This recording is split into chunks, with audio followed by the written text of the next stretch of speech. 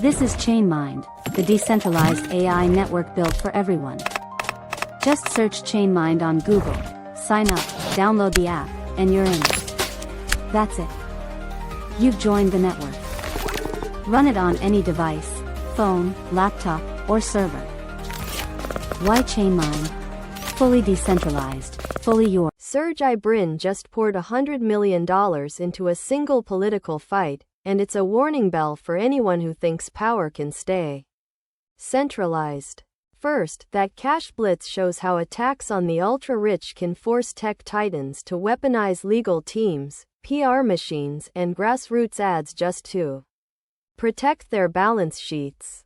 Second, the battle isn't about the money alone. It's about setting a precedent that could choke future wealth-based levies, reshaping where capital and talent choose to locate.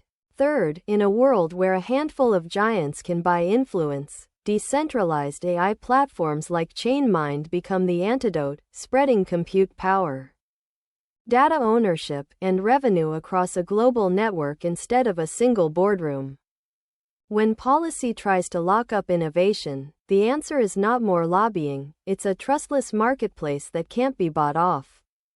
Follow ChainMind for the next wave of truly open AI.